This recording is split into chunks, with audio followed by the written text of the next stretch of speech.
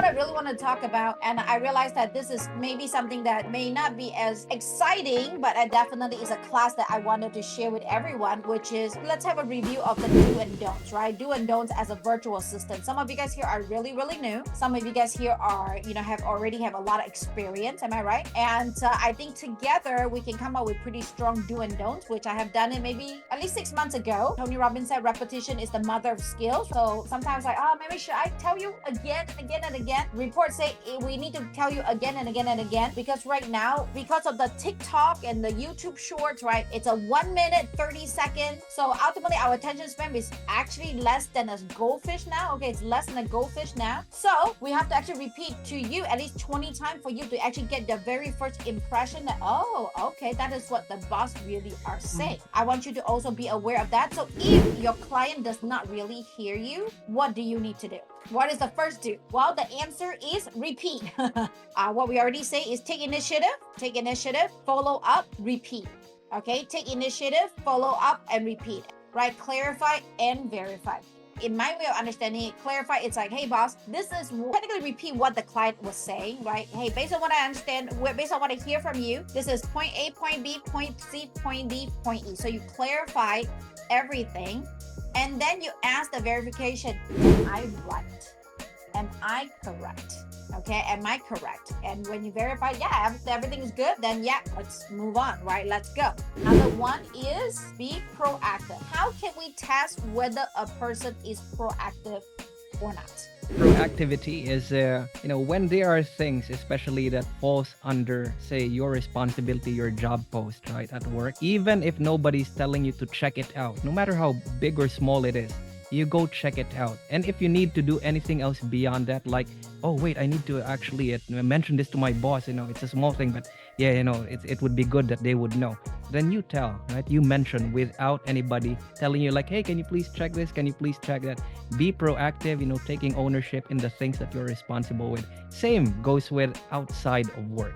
Have proactiveness in that way, taking charge of the things you have. If you are proactive, your client will be proactive with you when time comes, when pay raise is being considered. Am I right? It's a direct proportion. You get what I'm saying? The performance equals to, right? The input equals to the output. Am I right? The input equals to the output. So what I want you to do is, again, think about it. The input equals the output. Whatever the input that you have, it's the output that you have on your paycheck. Sometimes you are going to be so amazing to a point where there's just no way that I could, right? There's just no way that I could not increase your pay. And what is the path here, right? We're looking for super VA, right? So we're going to get you in, qualify as a super VA, become a super VA, and then become a VP, which is a virtual partner for your clients, right? By the time you become a virtual partner, what would that look like? That just look like that you are going to have a stable job that able to allow you to retire from it. And even if life happened, the company will support you, your client will support you. Why? Because you have earned it. Because you have do a lot of the do's, and then you don't do a lot of the don'ts. When I was growing up, mom always said, do not be nice to the person until the person's being nice to you. How many of you guys have heard that? If you hear that before, that's your motto of the world, right? So why am I saying this to you? Because especially in a relationship, it is so messed up. What we always do, well, when my husband treats me well, then I will treat him well.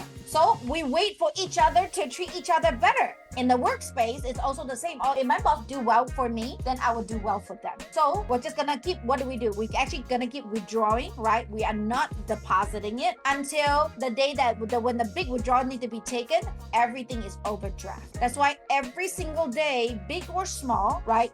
You want to deposit, and minimize the withdrawal. And again, ultimately, you are going to ask me how. Well, boss, how am I going to do that? Well, it's all depending on the do and don'ts. Do not blame this job because you gained a lot of weight. We do give you a mandatory 1 hour break so that you can work your butt off if you want to, or stand up and work, right? Don't eat French fries and Jollibee while you're working, and then don't work out and then complain that, man, overworking, I am tired, right? Take a break, every 20 minutes, 30 minutes, right? Drink a lot of water. So it force you to go to the bathroom. It's good to have water anyway. But I want you to know, just like what she said, and I personally have experienced this last year, right? Don't wait, right? Because when you get really big, you want to lose down. It's actually kind of hard. So, it's easier to maintain. And again, take a break every 30 minutes, an hour, right? Walk around the house, get a treadmill, whatever you need to do, or do some, jumping jacks, whatever. All I want to do is really figure out the way that what I really want for all the VAs, which is making amazing money, be able to work from home, and at the same time, you're really enjoying your life and your work.